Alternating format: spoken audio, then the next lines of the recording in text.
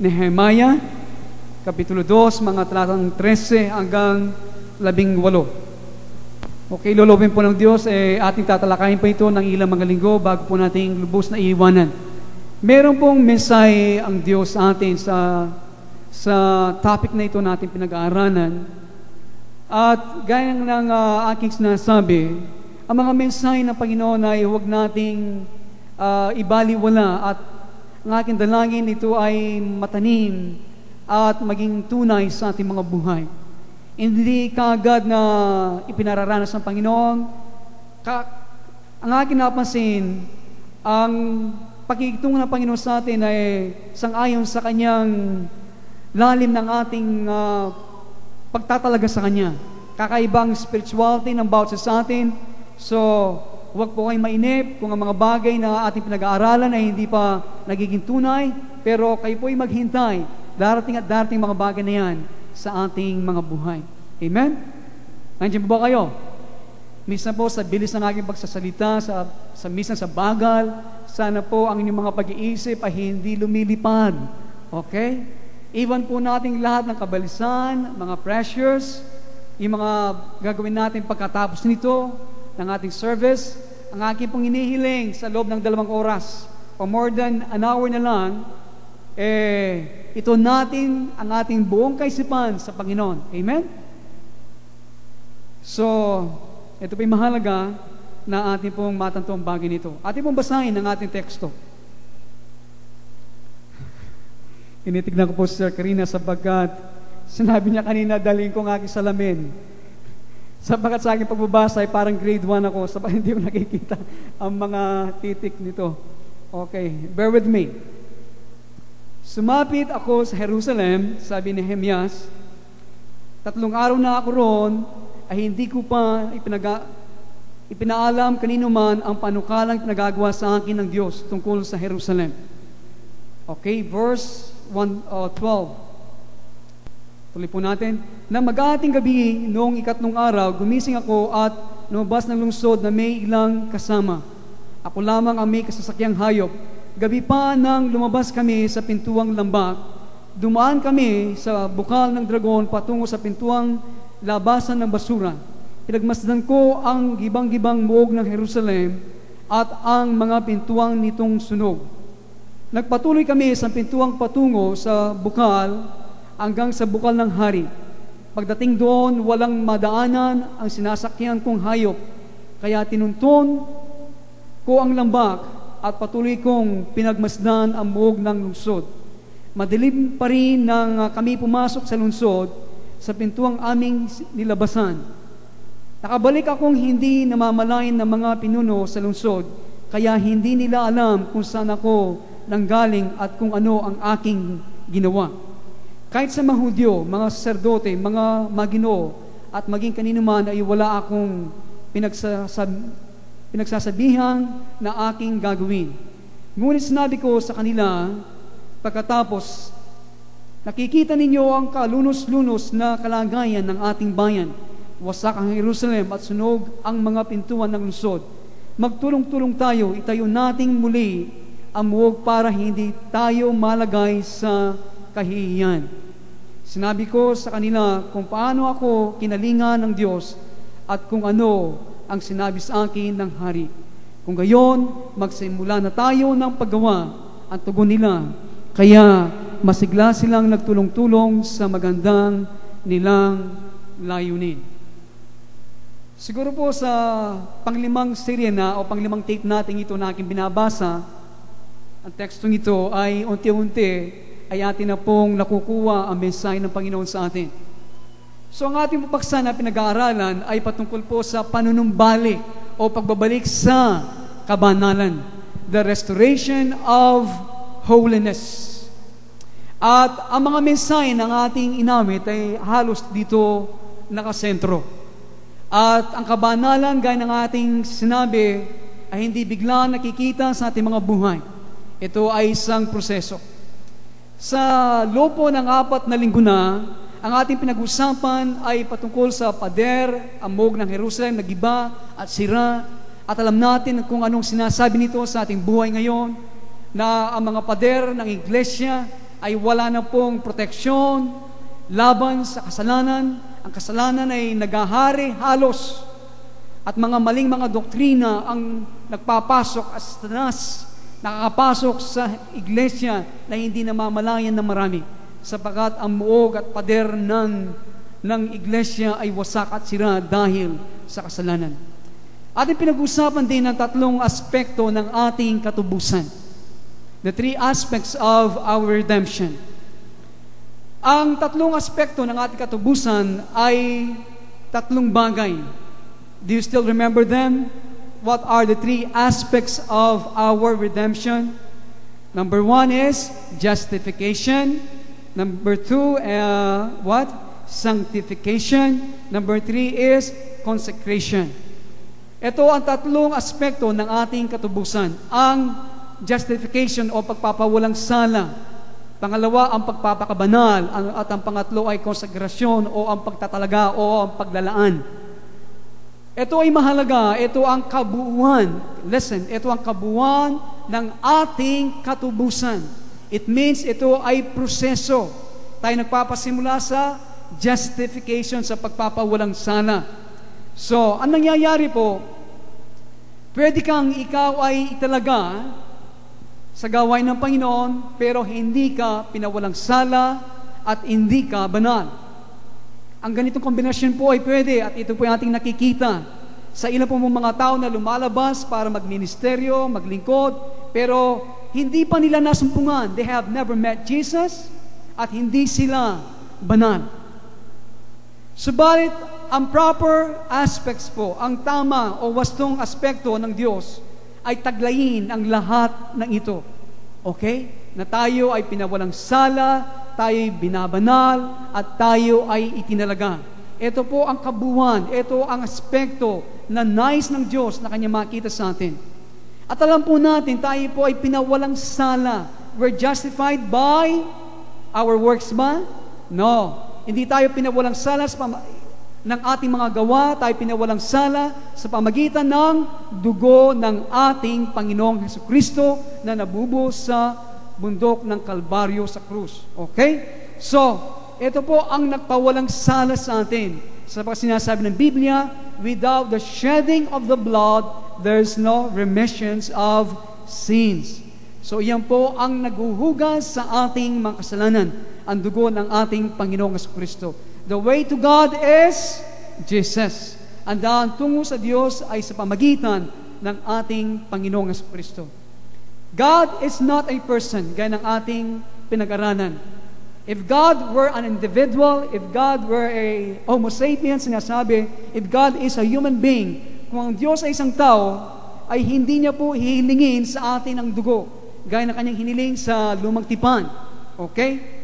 He needs the blood because His sense of justice has been restored. Kailangan niyang kanyang dugo, ang dugong ito, bilang handog para sa kapatawaran ng ating mga kasalanan sapagkat yung kanya pong katarungan ay nagambala. Because we have sinned against God. So, gaya ng aking nasabi, God is not a human being, God is a spirit. Ang Diyos ay isang spirito. He requires blood to be a peace. Kinakailangan niya ang sandugo. Gaya ng ginagawa ng mga mananambang Hudyo na sumisimbolo sa ating Panginoong Hesukristo, sa kakamatayan niya sa krus. He requires blood to be a peace. Para mapalubag loob ang Diyos, kailangan niya ang dugo. At upang tayo mapawalang sala sa mata ng Diyos, kailangan nating manampalataya sa katubusan natin sa pamagitan ng blood atonement. So that is to say, that God is satisfied. Ang Diyos ay nasiyahan. The person is justified is the person who satisfies God. Okay? Ang tao nagbibigay, ang tao na pawalang sala, isang tao na nabigyan kasiyahan ng Diyos. And there's no other way that man can please God. There's no other way, walang ibang paraan na ating mabigyan ng kasiyahan ng Diyos maliban sa pamagitan lamang ng dugo ni Kristo. We cannot earn our salvation through our works. We can only please God through the blood. So, that is how God is satisfied na sinasabi ng Biblia, propitiated, appeased, napalubag loob. Amen? Yun po ay mahalaga na ating mapalubag loob ang Diyos sapagkat yung sense of justice niya ay na-disturb nung tayo ay nagkasala. Nandiyan ba kayo? Okay. Our land is filled today with justified people. Ang ating lupain at alos mga bansa ay puno ng mga taong tumanggap kay Kristo sa kanilang puso. Pinawalang sala sapagkat po ang mensahe ng justification, ang mensahe po ng pagpapawalang sala at ng dugo ay ipinangaral na napakabuti. Very well. Kung kayo po ay nagbabasa na at meron po kayong mga daily bread, meron ba kayo tayong daily bread? At hindi mo mapapansin, ito po ay Baptist publication. Kung hindi po madalas na binabasa ang ganitong mga babasahin, si Dr. Dehan ay isa pong tao nandiyan na ipinapangaral niya, he preached very well in the blood. Okay? He preached the blood very well. At ilang po mga outstanding ministries at ministers na ipinangaral nila ang justification through the blood. Kaya ang bato po ng ating katubusan ay nailagay po ng mabuti sa pamagitan nito. Sa pamagitan po ng pangangaral ng mga ganitong mga tao at dito rin sa ating mga outstanding minister natin dito sa ating bansa. They have preached justification very well and the blood. Okay? Through the blood. So, wala po tayong duda doon at marami sa atin ay alam ninyo ang aking sinasabi. Hindi ba? Nandiyan ba kayo? Okay. Now we talk about sanctification. Tapos na po tayo sa justification. Tayo pinawalang sala sa pamagitan ng dugo ni Kristo. Secondly, aspects of our redemption is sanctification, ang pagpapakabanal o ang pagpapabanal. Okay? Ito naman po ay nalaman itong mabuti ng mga prior generation, ang sanctification. Ito ay pinangaral at nalaman mabuti ng mga nakaraan na mga henerasyon. Okay? But in today's generations of Christians, subalit sa kasalukuyan ng mga henerasyon ng mga Kristiyano, ang sanctification sa kanila pong kaisipan, ito ay mga gawa. Ang sanctification ay mga gawa. Kapag ikaw lalo na sa evangelical sa ating pong evangelical na kapaligiran na ating masasabi, ang naipangaral na mabuti gaya na kinasabi, ang justification. Kapag nangaral kang higit po sa justification, nangangaral ka ng, sarili mong gawa yan. Okay? That's works. Hindi tayo naliligtas sa mga bagay na ganyan. Okay? When we talk about sanctification, to them, today's Christians, sa kanila ito'y gawa. Sanctification, their minds is work. Today's Christians has little sense of sanctification. Ito po nga kinapansin. By and large, halos po, buong sanglibutan ng mga Kristiyano, meron po silang konting pagpapahalaga sa pagpapakabanal, sa kabanalan, and the need of holiness. At ang pangangailangan sa kabanalan. Ang kanila pong rason at ang kanilang justification, dahil ang sanctification ang pinapangaral ngayon sa maraming iglesia, sapagkat ligtas na ako, meron na akong ticket sa heaven, si Jesus. Bakit kailangan pa ako magpakabanal? Dahil tinanggap ko na si Jesus, meron na akong ticket. Kaya yung pagpapakabanal ay pagpapasalamat na lamang sa Kanya. Yun po ang kanilang mga... Kaya hindi na ganong binibigyan ng pansin.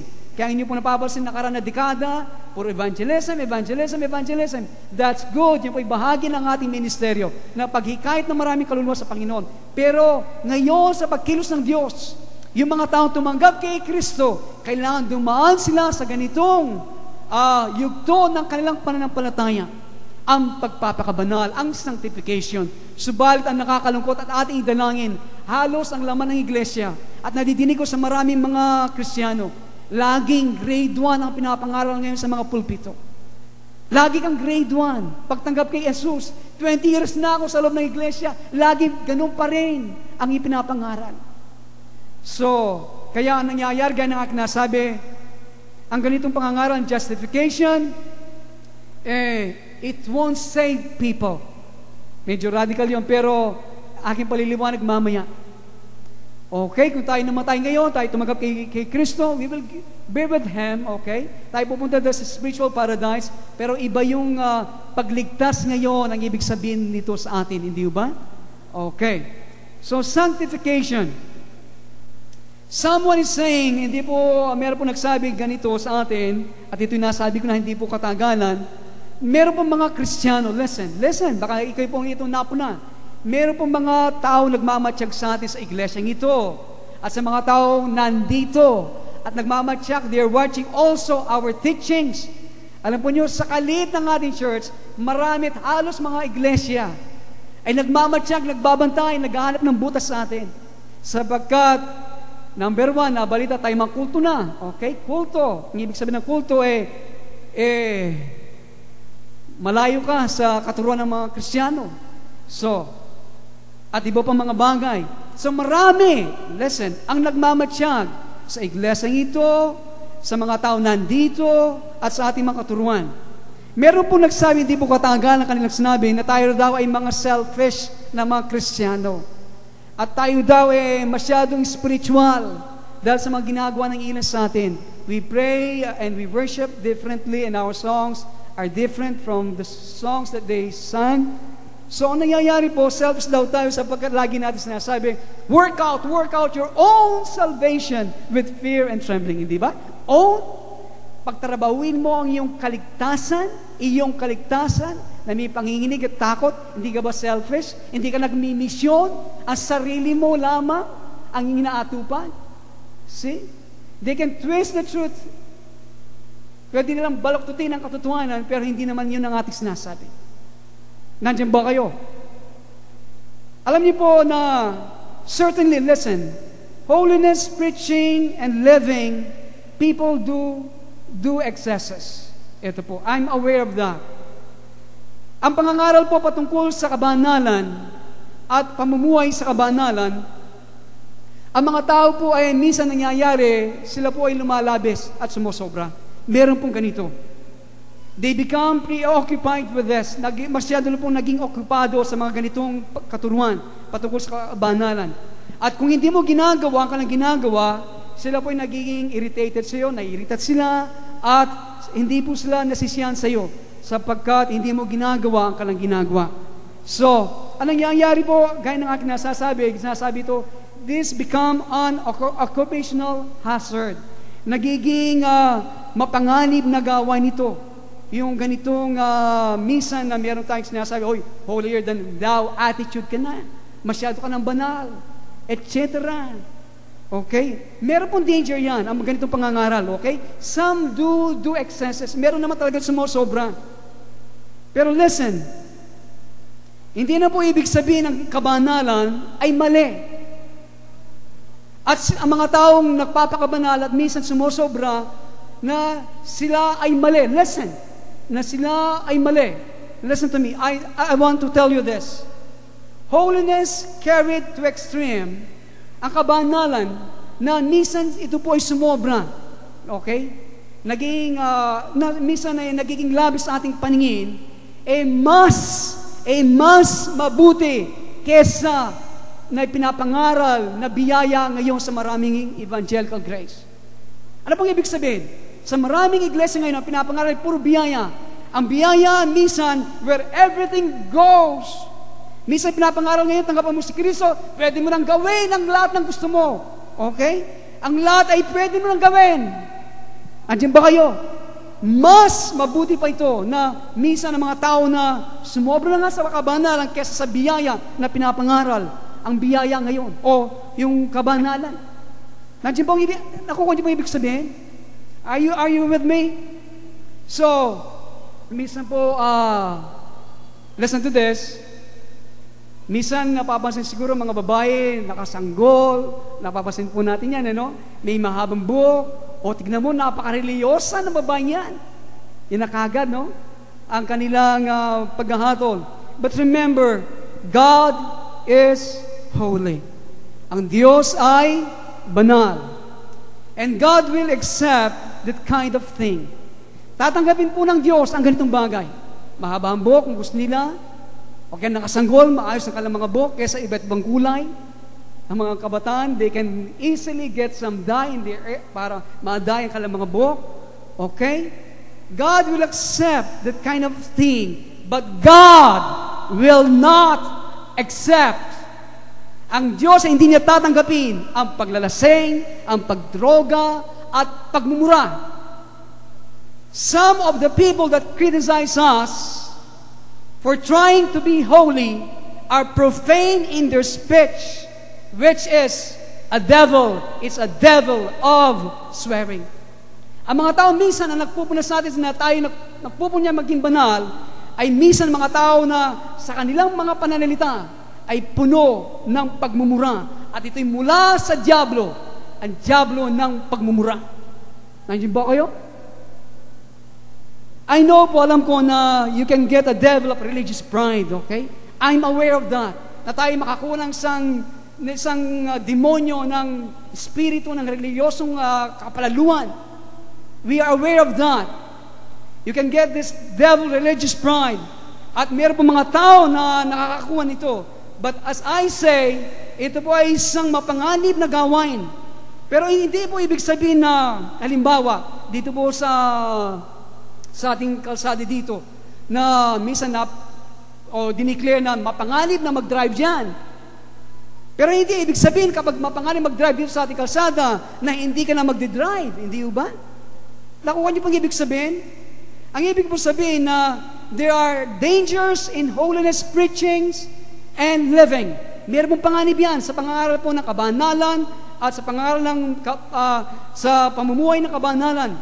But na minsan dinadala sa sobra ng ilang mga tao. Okay? Meron pong ganyan. Pero hindi ibig sabihin na hindi na natin gagawin na tayo ay magpakabanal. Amen? Merong danger. Pero hindi ibig sabihin na hindi na natin pipilitin sa tulong ng Panginoon na magpakabanal. Nandiyan po kayo? So, the God of Israel is holy. Ang Diyos ng Israel ay banal. At kanya sinabi, be ye holy, for I am holy. Magpakabanal kayo sapagkat ako ay banal.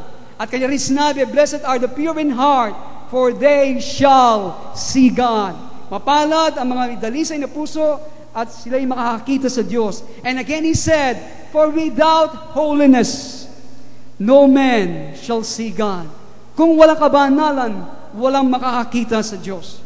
God is holy. You cannot approach Him with an heathen life. Hindi mo pwede siyang lapitan sa isang buhay na parang isang buhay na hindi mananampalataya.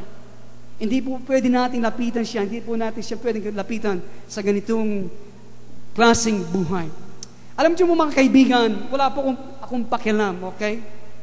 Kung gaano mang ikaw ay na-justified, ikaw ay pinawalang sala. Minsan mas mabuti pa na meron kang maliit na mga kaalaman o mga bagay na nasa iyo, subat yung ginagawa. Tayo po'y dumako sa abstinence. Yung pong pangingilin. At hindi tayo po itang abstinence, ito pong kikiling lamang kanyan, sinasabi niya yung pangingilin.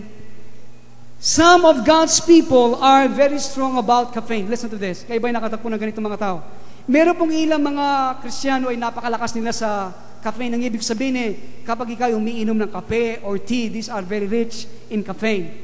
Sa kanila, yun ay isang kasalanan. Malakas sila sa ganitong bagay. When you are with them, don't drink caffeine. Okay?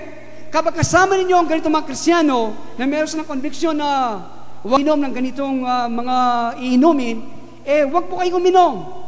At huwag mong sabihin, to the pure, all things are pure. Okay?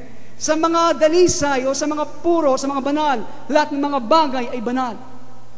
Kaya kung meron mga ganitong mga Kristiyano na minsan mahina sa pananampalataya, samahan po ninyo sila, okay? Huwag niyo po silang salungatin. Ito pa yung aking naranasan. Minsan sa dugo lamang. Kumakain ka ba ng dugo, pastor? Ikaw ba'y kumakain? Sabi niya. Kung hindi ko kumakain, hindi ko kakainin yan. Ganito po, okay? Pero kung sinasabi mo, sa mga banal, lahat ay banal. Ang ibig sabihin, Alam niyo po, kahit po ang sino mang hindi makadiyos na makasalanan, ay alam ang talatang yan. Ang ibig niya sabihin ay ganito, pwede akong mangalunya, sapagkat sa mga banal, lahat ay banal. Pwede akong makiapid, sapagkat sa mga banal gaya ko, lahat ay banal. Pwede akong maglasing, sapagkat sa mga banal, lahat ay banal. Pwede akong etc. sapagkat sa mga banal, lahat ay banal. Ganito po nila ginagamit ang ganitong argumento, ang verse nito. And that is wrong. Si Pablo po, ang alagad na sumulat sa doktrina ng biyaya, siya po'y namuhay ng isang banal na buhay, holy, and he knew, because he was a trained Jew. At alam po niya na hindi ka pwedeng lumapit sa Diyos na may espiritu ng pagmumura at ang buhay mo ay pakawala at you're living a loose life. You cannot approach God with this kind of life and with this kind of attitude. Nandiyan ba kayo? Kung laman ng iyong puso, biglang nadapa ka, iba-iba nang sinasabi kahit nabalitong ka. Nandiyan ba kayo? Kailangan po natin sukuyan at tayo pa-deliver sa Panginoon. Nandiyan ba kayo? And a loose living. Many Christians they live a loose life. Kahit ano pwede sa kanila. So, anong nangyayari po? Listen to this. Sa iglesia ito, hindi po tayo nag-a-announce sa maraming mga bagay na hindi nating dapat gawin. Nandiyan po kayo? Minsan po, I don't announce many things na hindi natin dapat gawin. Mostly mga aking tinuturo mga bagay na aking nasan na kayo na lang mismo ang Diyos na magsasabi sa inyo na dapat natin gawin. Amen? Minsan kasi kapag ako'y nagsasabi ng ganito, ito hindi dapat natin gawin ang bagay nito, ay ako na naman yan. Ang sinasabihan ni Pastor, nasabi ko sa kanya. Ngayon, nasa pulpito na naman, ako na naman ang kanya pinag-usapan. Okay. So, marami mga bagay sa iglesia ito na hindi ko na I don't announce na hindi natin pwedeng gawin. Pero once in a while, we talk about our dress code. Okay? Once in a while, paminsan-minsan, ay ating pinag-uusapan ang pamamaraan ng ating pagbibihis sa loob at sa labas ng iglesia. Ngayon, talakayin po natin ito, sapagkat summer ngayon. Summer, ang ating mga short. Okay? Mga babae. Aking pong inaasahan ng mga babae sa kanilang pagdalo sa iglesia, hindi sila sa kanilang mga bihis pagdating sa iglesia, hindi sila pumapasok dito katulad ni Madonna. Parang movie actress sila. Sa bahay naman o sa loob ng iglesia, wala naka-short. Okay? Kung kayo pupunta dito na wala tayong service, naka-short pwede, pero mahaba, yung pedal pusher. Okay? Hindi po maigse. Merong short sa bahay na hindi natin pwedeng isuot sa labas. Yung pang short ng bahay. Dahil mainit minsan, nandiyan ba kayo? Minsan po merong nag-approach sa akin, Pastor, tulungan niyo po ako. Yung po mga kabataan natin dito, ba ganyan mamiyes? Hindi po ako, parang gusto kong magkasala. Yan po sinasabi ng ilan. At sinabi sa ating ilang mga kapatid. Kaya sana ang ating mga kabataan sa kalang pananamit, wag masyadong masikip. Kung naka-tights man kayo, naka-leggings man kayo, kailangan mahaba itong pantaas nating damit. Nandiyan ba kayo? Iyan po sinasabihin ko sa aking mga anak. Minsan po ang aking mga anak ay nagtitinda sa Nepo Mart, yung pong auntie nila at lola nandun. At binibigyan ng mga miniskirt na damit. At sinabi ko sa aking kapatid, kahit na binibigyan mo siya ng ganyan, huwag mong pasot sa kanya yan. Ano mong gusto mo, mag-madress sila? Oo, sabi ko.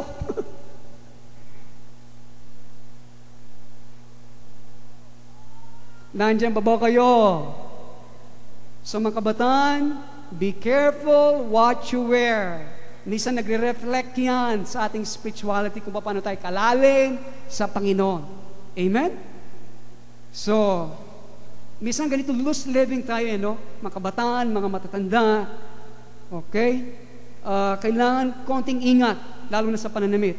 Huwag tayong makiayon sa agos ng mga pananamit ng mga tao sa sanglibutan. Pumunta ka sa Singapore, sa Hong Kong, ayaw mo nang buksan ng iyong mata. Ang iiksi ng mga damit doon. Minsan po ganito nagiging trend.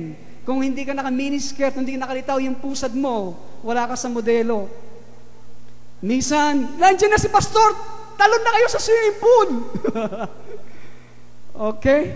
Minsan ako kinatatakutan. Ang katakutan ninyo ang Diyos, hindi po ako. Kasi akin salita lang Nandiyan pa ba kayo? Huwag ko nang ganong magtagal dito baka. Sa mga lalaki, nakakala po ninyo mga babae lang, mga lalaki din. Ang mga lalaki po, hindi ko nasaan dito, napapasok naka-boxer, nakasando, nakalitaw yung mga biceps nila at mga triceps. Kung mag-short tayo nagtatrabaho dito, okay lang, yun lang mahaba. Huwag lang yung nakalitaw yung puwet natin dito. Okay? Nandiyan pa ba kayo? Si Brother Boy, meron po siyang anointing dyan. Yung kanyang jogging pants, kahit na matanda na yun, butas-butas na, suot-suot pa rin. So, kung kayo man dumating, hindi po namin kayo sisipahan, okay? Kung kayo nakapasok na, pero alam po natin, mayroong mas mabuting pamamaraan na magdamit kesa ating iniisip. Nandiyan ba kayo? So, pag tayo nakita sa labas, naka-miniskirt kayo, ang aking gagawin ng ilan, nakita ko na, hindi ko ipapansinin. Baka ang ilan, lalayo sa akin. Nandiyan ba kayo? At yung mga lalaki, una na ako, okay? Wag natin palitaw yung ating mga tiyan. Mga bonjing. Listen to this. As we move forward in holiness, abang po tayo sumusulong sa kabanalan, we don't spend much time on dress. Abang tayo sumusulong sa kabanalan, wala tayong ganong panahon sa pananamit. And listen, God gives us a sense of propriety.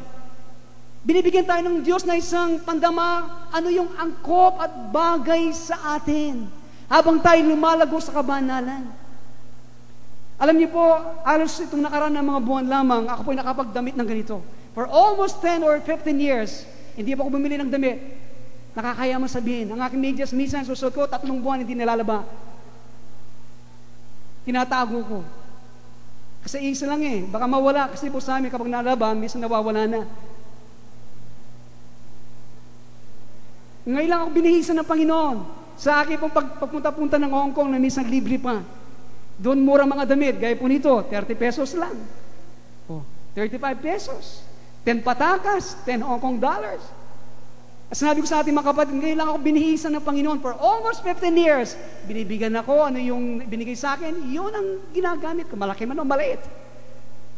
And my point is, when you grow in holiness, hindi na po ganong mahalaga kung ano yung sinusot mo, kung ano yung etc., etc., etc. Okay? Minsan tayo nalilate sa service, bagay ba ito sa akin? Etc. Dahil na isang parado lang yung damit, hindi mo alam kung nisusuot. Nandiyan ba kayo? Bibigyan tayo ng isang pandama kung ano yung bagay sa atin. Amen? Siyempre kung nasa swimming pool ka, meron ding, gaya ng si Sir Miriam, siyang model natin sa swimming pool. Yung kanya short na napakahaba, meron siyang bawal po kasi ang mag-bikini o mag-short sa gusto naka-two-piece o bathing suit. Nung tayo po nag-swimming sa Clark, marami po sa ating mga kapatid hindi nakapag-swimming sapagkat naka-short po sila, maigpit nga, mahaba, okay yun. At naka-short sleeve, yun ang sinabi sa amin, pwede. At kung nandoon na, naging maselan. Hindi na po pwedeng naka-bathing suit.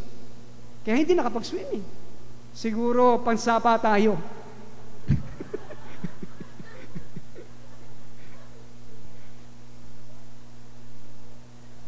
God gives us a sense of propriety. Ano yung angkop? Yan ang susot natin. Ano yung bagay na hindi malaswa at hindi magdadaan na makasal ang iba?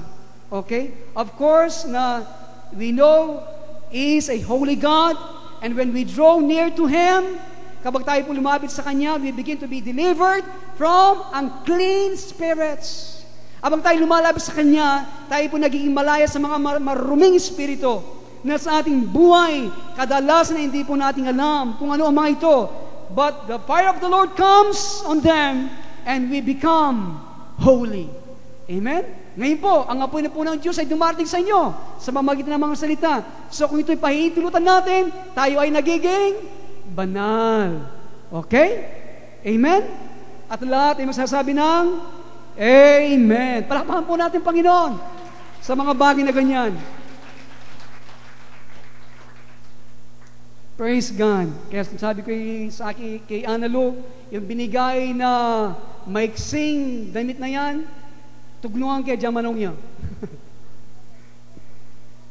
A good prayer to pray in your home. Ito po magandang panalangin na pwede natin dalangin sa ating mga tahanan. Every day, Lord, clean every room in this house. Clean my car, kung meron tayo. Clean my kalesa, clean my etc. Clean my room. Yan ang ating isang napakagandang panalangin na ating dalangin sa ating tahanan. Every day. Yan po yung aming dinadalangin sa Karina. Linisin mo, Panginoon, masamang espiritu ang aming kwarto, ang aming sasakyan, kahit na marumi, hindi nalilinis. Linisin mo naman ang masamang espiritu. Ang aming mga kwarto, okay? As sinasabi ng ilan, hindi ako pabahala sa ganyan na panalangin. Yan lang yung pananalangin ko. Okay, go ahead kung ayaw mo. Enjoy your demons. Nandiyan ba kayo? God hears and answers prayers. Kayo ba naniniwala doon? Nang Diyos ay nakikinig at Kanya sinasagot ang ating mga dalangin. Kayo ba naniniwala doon? And if you want something, ask God. Kung meron kang gusto sa Diyos, ilingin nyo sa Diyos. As sabi namang ilan, yung mga tamad sa panalangin, alam niyo naman ang aking panalangin eh. Alam niyo naman ang aking pangangailangan eh. Sure, He knows our need. Pero sinasabi po ng Biblia, yung masusumpungan, ang mga bagay na hindi nating tinatanggap, sinasabi, unless you pray, He said, you do not have because you do not ask. Kadalasan hindi tayo tumatanggap sapagkat hindi tayo humihingi. Did you ask something to the Lord? Meron ba kayong hinihingi sa Panginoon araw-araw? Sino pong humihingi sa Panginoon ng mga bagay na kailangan? Something. Can I see your hands, please? Yan, salamat. Ibig sabihin yan, kayo yung nananalangin. Kung hindi ka nagtaas ng kamay, ang ibig sabihin, independent na kayo sa Diyos. Hindi ba? Yun po logic nun. So, you receive not because you ask not. Hindi po sinabi ng Panginoon, I know everything, so don't pray. Hindi ba? Wala sa Biblia yan, hindi ba? Alam ko na ang lahat, kaya huwag na kayo manalangin. Some people say, misa ka lang manalangin. Kapag nanalangin ka ng maraming beses, wala kang pananampalataya. Meron pong ganyan ng mga tao. Isang beses lang ka manalangin. Kapag nanalangin ka pa sa isang ganyan na panalangin, paulit-ulit, wala kang pananampalataya. Alam po ninyo, ang ganito mga tao, they don't know the Lord. Hindi nila nakikilala ang Panginoon. God likes to hear our prayers. Nais ng Diyos na madinig niya at gusto niya madinig ang ating mga panalangin. Sapagkat that's the way to bring us into communion with Him. Ito pong pamamaraan tayo po ay ilapit tayo at dalhin tayo sa communion sa Kanya. At Kanya sinabi, siguro Kanya sinasabi, abang tayo nanalangin, ayun talagang kanilang gusto, they really want that. Sila nanalangin doon ng more than 6,696 times na silang nanalangin doon sa ganitong bagay. Alam po ninyo mga kaibigan, huwag po tayong mag-alala. He knows how many times you pray for something. Alam po niya, alam po ng ating Panginoon, kung ilang beses na kahit libong beses na lang sa ilang mga bagay na hindi dinadalangin sa Panginoon. Nandiyan ba kayo? At sino po nakapansin na ng ganito mga bagay? Did you pray for something for several years? Kayo po ay nanalangin na sa ilang mga bagay na maraming beses at marami ng taon. And all of a sudden, you get it? Hindi ba? At minsan, nandito na, Panginoon. Ito pala, nandito na. Sinagot mo na ang aking panalangin sa loob ng maraming mga taon. Ano pa nga sinasabi? God was hearing you all the time. Pinakikinggan ka ng Diyos sa tuwing tayo lumalapit sa Kanya. At meron pong sinasabi ng Biblia, before they call, I will answer. Bago pa sila tumawag, sabi ng Biblia, ako ay sasagot na sa kanila. That happened to Okay? Ang ganitong bagay po nangyayari din. Minsan po we get the answer before even we can see the need for it. Kayo ba yung nakaranas ng ganito? Minsan po ang Diyos ay sasagot na sa atin bago pa natin makita ang pangangailangan ng bagay na yan. Kayo ba nakaranas ng ganyan? Ba't kaya dumating ang bagay nito sa akin? Ba't kaya tinagpo ang mga bagay nito? Ngayon pala mayroong planong Panginoon na sa dating na panahon o bukas na makalawa, ito palang dahilan kaya binigay niya ang ganito mga bagay. Amen? Kaya pala lumaki ang inyong benta para tayo mag-tithe sa Panginoon. Nandiyan ba kayo? Nandiyan ba kayo? Bakit tumahimik tayo? Nandiyan ba kayo? So, but in other times, sa ibang panahon naman, you pray and pray, you pray and pray. Lagi tayong nananalangin sa isang bagay. We make known to the Lord. Let your request make known to the Lord with thanksgiving. Ipaalam natin ang ating mga kailingan sa Diyos na may pasasalamat. Amen? Giving thanks. And it comes, and He hears our prayer. Darating yan, habang tayo nananalangin, at pagkatapos, darating na lamang. Praise God. Alam niyo po, siguro kung tuturo kong ilan sa inyo, mag-testimony ngayon, siguro kayo maghahabulan dito sa harapan sa ganitong patuto na ating pinag-aaralan. Hindi ba?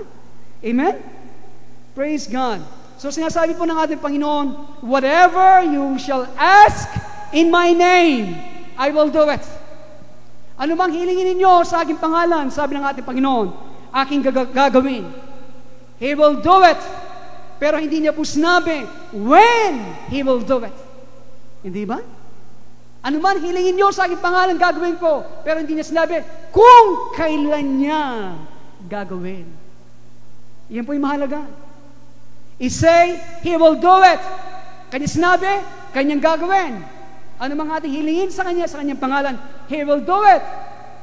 So, because in that process, okay, abang ang Diyos ay sinasagot niya ang ating mga panalangin, listen, ano mga ating hiniling sa Kanya, in the process, God modifies our desires to make it sure that what we really want, or He may show us something better. Yan pong ginagawa ng Panginoon. Ito po yung aking naranasan. Minsan, pinaantala ng Panginoon, kasagutan ng ating mga panalangin, ang kanyang ginagawa, sa proseso sinasagot niya, binabago, inaayos na bahagya ng Diyos ang ating mga pagnasa doon sa ating hinihiling sa Kanya. Okay? Yung tunay na gusto natin, i-modify ng Panginoon. Okay? Ipakikita niya sa atin na meron pa mas mabuti kesa doon sa ating inihingi. Napakabuti po ng ating Diyos, no? Minsan hindi natin talaga alam ang gusto natin. Ang Diyos lamang ang tanging nakakalam ang tunay na laman at gusto natin sa ating mga buhay. So, kung tayo patuloy na nanalangin at nakita ng Diyos na ang gusto natin ay wala nang mas mabuti, kung nakita ng Diyos sa ating gusto yun na talaga ang pinakamabuti, alam po ninyo mangyayari, you get it. Amen? Makukuha mo. Otherwise, ang kasulatan po ay mababali. Amen? Nandiyan ba kayo? So, we grow in holiness as we seek the Lord. Lumalago po tayo sa kabanalan habang tayo ay patuloy nating hinahanap ang mukha ng Panginoon. At ang paghahanap po sa mukha ng Panginoon ay hindi po ito persan, you're not being strained, o kaya hindi tayo tinatangkang i-impress natin Panginoon sa ating mga religious cosmetics. Okay? Meron po kasi mga religious cosmetics yung ating pinapahid natin sa ating mukha para hindi ito ang paghahanap sa Panginoon. Hindi po yon. Kaya tayo po ay naghahanap sa kabanal ng Panginoon. We grow in holiness as we seek the Lord. Ang bunga po nito because it is our love of God's holiness. Yan pong dahilan sa ating pag-ibig sa kabanalang Diyos. A love of God's purity. Yan pong dahilan kaya hinahanap natin ang Panginoon at lumalago tayo sa kabanalan. At ang nangyayari po, habang tayo lumalago, you become sensitive. You become sensitive to things. Hindi ba? Habang tayo lumalagong ganito, tayo po nagiging sensitibo sa maraming mga bagay na ating nakikita, sa maraming mga bagay na ating ginagawa. Nung tayo po yung mga batang mga Kristiyano, you look all kinds of junk on the TV. Hindi ba? Nung tayo mga batang Kristiyano, tayo nanonood ng TV at natin napapanood lahat ng mga basura na ipinapalabas sa television at nangyayari, nanonood ka, hindi ka nababahala, it don't bother you. Pero as you grow in holiness, abang ikaw ay lumalago sa kabanalan, hindi po sa self-righteousness, okay? But in holiness, things you did not notice before. Yung mga bagay na hindi mo na malaya, napapansin sa nakaraan, you look at them. At pagtapos na nangyayari, nakikita mo sila, at ano po nangyayari? Nasasabi mo, I don't want that. Ayoko ang bagay na yan. I don't want to hear that kind of language. Ayoko madinig ang ganyan na mga pananalita. I don't want to hear people swearing. Ayoko madinig ang mga tao nagmumura, nag-aaway. Okay? I don't want that. Because our holy God doesn't do that. Ang aking banal na Diyos ay hindi ginagawa ang bagay na yan. And He doesn't sponsor it. Ang ganitong mga bagay. But before you have a hunger and thirst for after holiness, bago po noon, bago po tayo nakaroon ng kagutuman at pagkahuwaw doon sa kabanal ng Panginoon, kahit nanonood ka, hindi ka nababahala. Ang iyong mga salita ay very loose. Wala kang pakialam. Alam niyo po, that's sanctification. Okay? Yun po ang pagpapakabanal. Maliwanag ko ba? Maliwanag ko ba? Okay.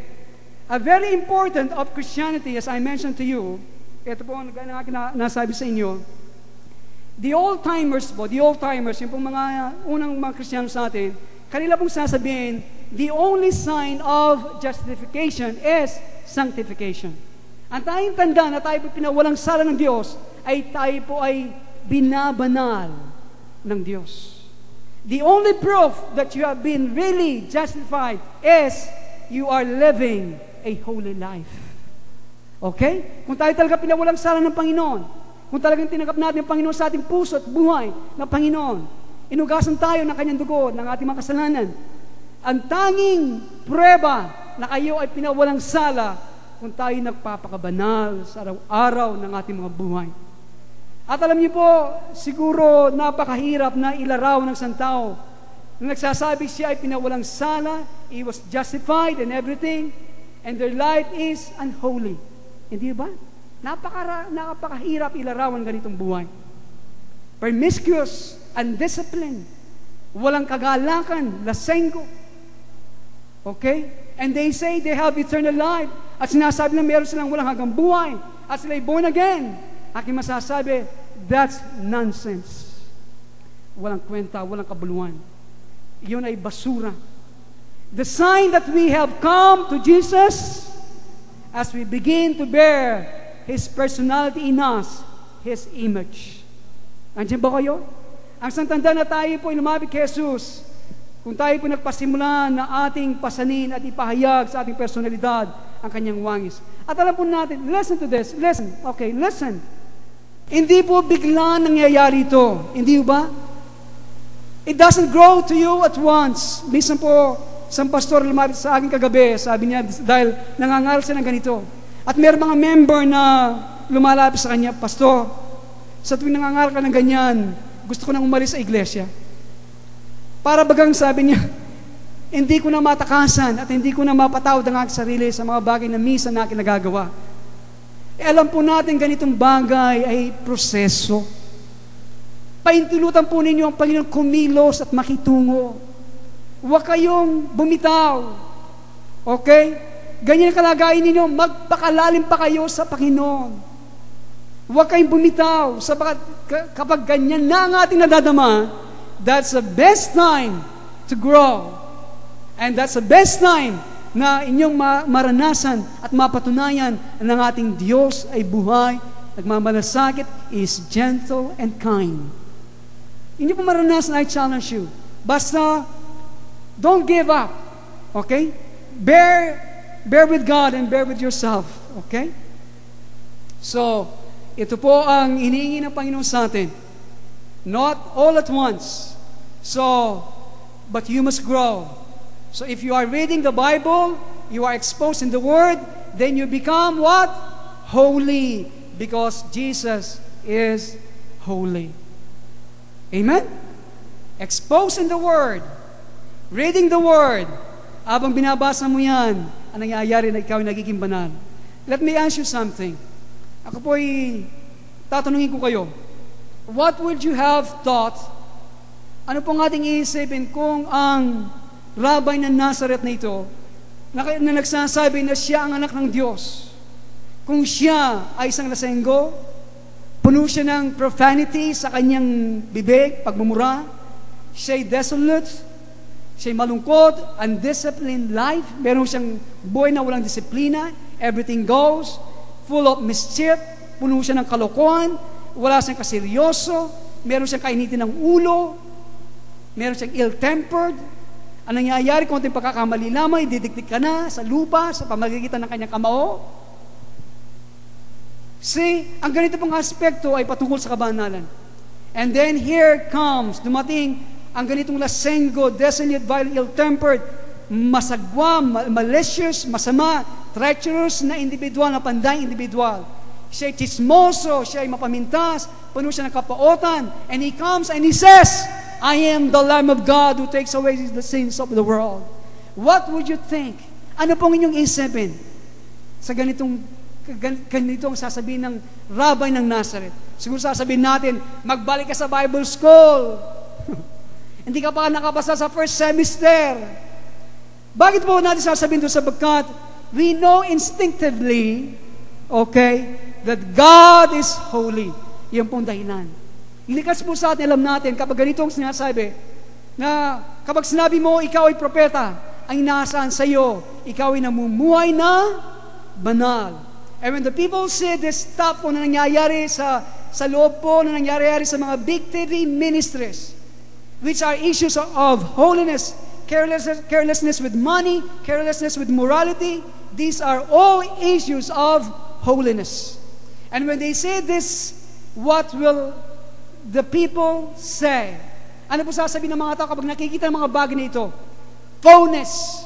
Hindi totoo ang mga bagay na yan. And when they say this, what will people say? Phonies again. So sana po, alam niyo po mga kaibigan, meron po sana nagsasabi, ako isang pastor, huwag ahatulan sino man. Walang mga tao sa labas na pwedeng hatulan ako. Nakakamali po tayo. They can judge you. Yes, they can judge us. Alam po ninyo, kung meron po kayong alinlangan kung paano ang isang Kristiyano, kung paano siya mag-behave, kung paano siya maging anong asal niya, ang tanungin mo, hindi mga Kristiyano, tanungin mo ang hindi mananampalataya. How a Christian should behave, you must ask a non-Christians. Ano sinasabi ng Biblia? Let your light so shine before men. Hindi ba? That they may see your justification, that they may see your good works. Paintulutan ninyo ang inyong liwanag ay magningning sa harapan ng tao para makita nila ang inyong mabubuting gawa. Iyon ang kanilang dapat makita, your good works. Your good works, those are manifestation of holy life. Yan po ang kapahayagan ng banal na buhay. Good works, you don't lose your temper. Anong mga mabubuting gawa? You don't lose your temper. Okay? You don't lie. You don't cheat. You don't gossip. Let them see your good works. What are they? As a non-Christian. And they will tell you. Sasabihin nila sa iyo kung ano ang maging Kristiyano. How do you expect the TV evangelist, the servant of God, the deacons, the musician, what kind of personal life would you expect to them? Anong klaseng personal na buhay ang inaasahan sa bawat isa sa atin? He prays, he read his Bible, and gives to the poor. Are we doing this? What would you expect his moral life to be? Perfect. Ganap. Do you expect him to swear once in a while? Sabi, inaasahan mo na siya nagmumura, pamisan-misan? No. He has a clean language. Meron siyang malinis na lengguwahe. They know. People know. Bakit po natin dadayain ang ating mga sarili? Religion destroys common sense, minsan. Ang reliyon ay sinisira ang sentido common natin if you're not careful. Alright? Tayo po'y dadako sa consecration business sa susunod na linggo.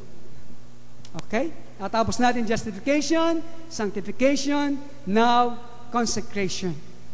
Lolobin po ng Panginoon, ito po yung ating matapos sa darating na Sunday. Tayo pong lahat ay manalangin.